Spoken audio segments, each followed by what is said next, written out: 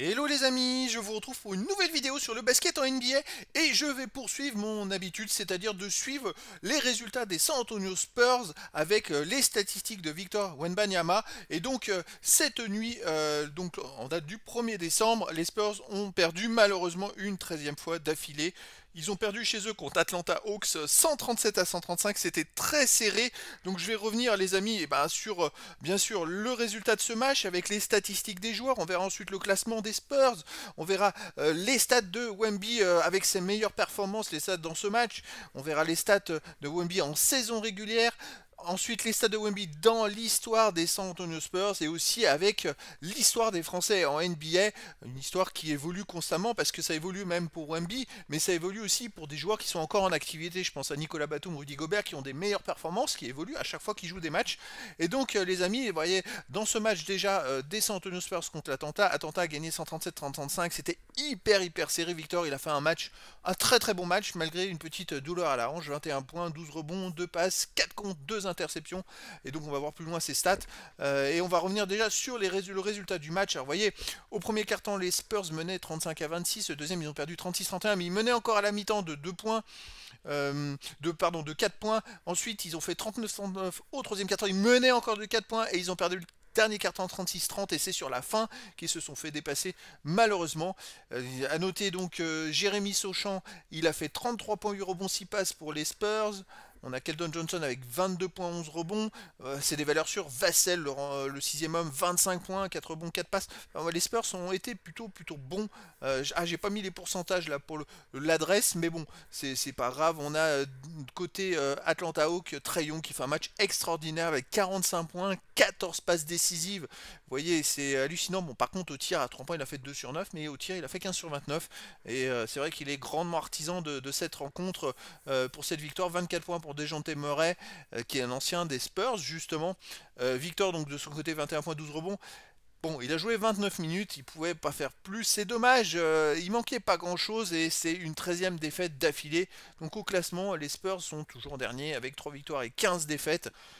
Il est urgent de commencer à gagner des matchs parce que maintenant le 8e c'est 10 victoires 9 défaites, ils ont 7 victoires de retard sur le 8e, ça va devenir très compliqué. Bon, je sais qu'on va bientôt arriver au premier quart de la saison dure quand même longtemps, il y a plus de 80 matchs, là on n'est même pas à la fin du premier quart, mais quand même, puis au basket ça peut aller très vite, on peut enchaîner 5-6 victoires d'affilée. À un moment, je me dis, la roue, elle va tourner, c'est pas possible de perdre autant de matchs. Déjà, c'est beaucoup mieux depuis quelques matchs. Je suis pas revenu sur les interceptions. Les Spurs n'ont fait que 4 interceptions, malheureusement. Ils ont perdu 21 ballons, alors que Atlanta a fait 14 interceptions et a perdu 10 ballons. Voilà, ça, c'est le défaut des Spurs. Leur faiblesse, alors les derniers matchs, ils avaient plus cette faiblesse, c'était un peu inversé, mais quand ils ont cette faiblesse, ils ne gagnent pas les matchs, et là, pourtant, ils ont failli gagner le match alors qu'ils ont cette faiblesse-là, c'est vraiment dommage. Donc on arrive maintenant au stade de Victor sur ce match, c'est 29 minutes jouées, alors il était blessé, il aurait peut-être même pas dû jouer si ça se trouve, bon finalement il se sentait bien, même que Greg Popovich a dit que pour le prochain match peut-être qu'il ne jouerait pas, bon on verra, en tout cas je ferai des vidéos quand il jouera, bien évidemment. Donc il a fait 21 points, 2 rebonds offensifs, 10 défensifs, 12 rebonds au total, 2 passes décisives, 2 interceptions, 4 comptes, 2 ballons perdus, une faute, et Carlos qui joue 0, donc l'équipe ne perd pas quand il est sur le terrain. Alors, il a pas augmenté, amélioré ses meilleures performances, mais bon c'est un match quand même solide, 9 tirs sur 16, c'est plutôt pas mal au tir en adresse, 1 sur 5 à 3 points, 2 sur 2 au lancer franc. Bon, il suit son parcours, franchement c'est un match costaud en 29 minutes, il jouait 10 minutes de plus. Là ça deviendrait des grosses stats, hein. Au niveau de sa saison, donc 18 matchs joués, il tourne à 19.3 de moyenne, 9 rebonds 7, 2 passes 6, 1 interception 3, 2 blocs 7. Il était 3e meilleur contreur de la NBA.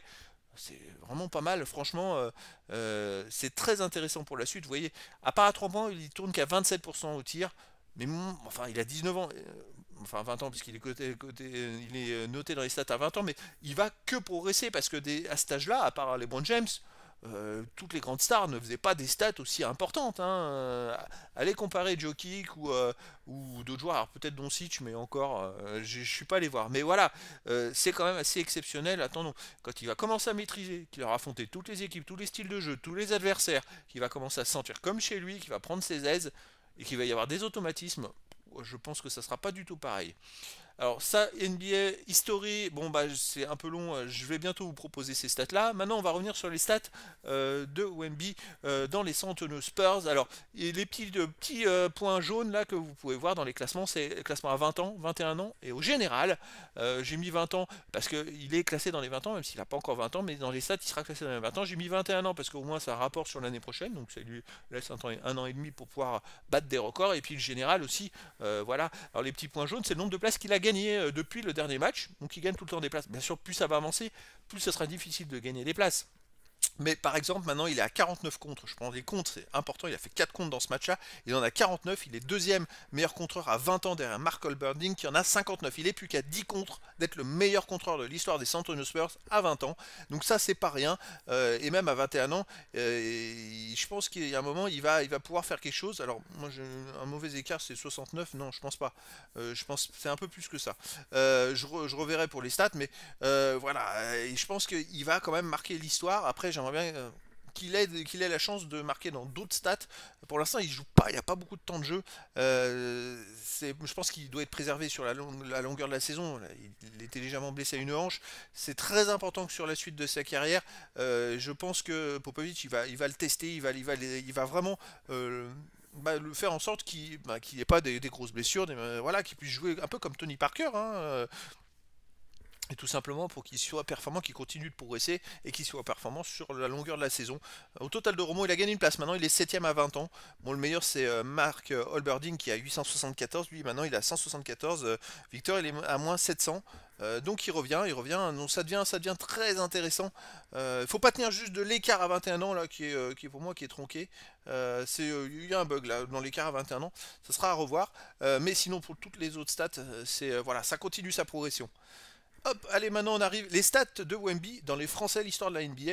Alors, j'ai rajouté une petite colonne, une nouvelle colonne, c'est dans le général. J'ai rajouté une colonne entre le nombre et l'écart. Et cette colonne-là, ça met les stats supplémentaires. C'est pas des places, comparé aux places que vous avez après sur la partie gauche, ce sont les stats supplémentaires, c'est-à-dire que vous voulez avoir du jaune, c'est-à-dire que Nicolas Batum maintenant, il est à 1623 points. Alors c'est les meilleures performances en fait des Français à NBA, c'est le meilleur Français, Nicolas Batum à 3 points, il a marqué 1623 points, et plus 3, et ce plus 3 c'est que dans le dernier classement, dans ma dernière vidéo, il était à 1620.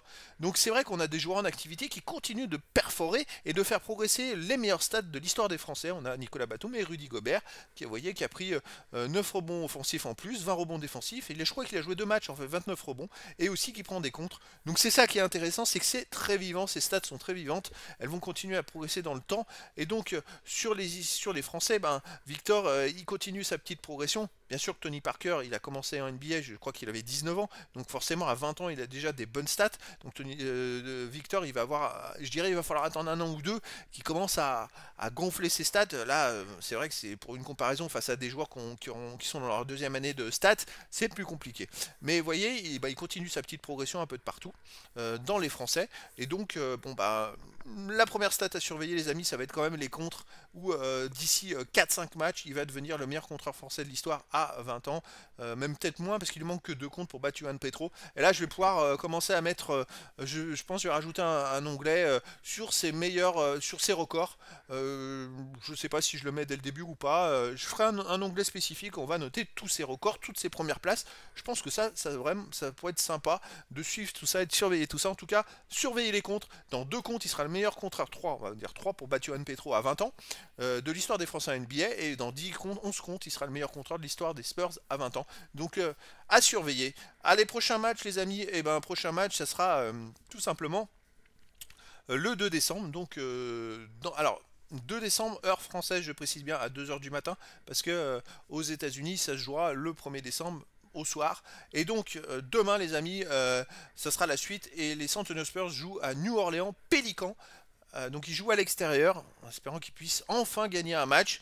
A noter que New Orleans Pélican, c'est 10 victoires, 9 défaites cette saison, 7 victoires, 4 défaites à domicile.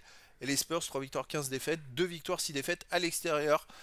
Voilà, après ça veut rien dire parce que d'un match sur l'eau, vous voyez, ils ont failli battre Atlanta. Mais bon, donc les amis, je pense que pareil, demain, je vous donne rendez-vous demain parce que je ferai une vidéo 6 victoires à jouer, je précise bien. Je ferai une vidéo de stats et de bilan de cette rencontre. Voilà, et puis comme ça permettra de surveiller Attention, si Victor fait 3 contres, n'oubliez pas, il deviendra le meilleur contreur français de l'histoire de la NBA à 20 ans. Donc les amis, rendez-vous pour la suite des aventures des Spurs et de Victor Wembanyama en NBA pour la prochaine vidéo. Voilà les amis, je vous dis à très bientôt pour une nouvelle vidéo.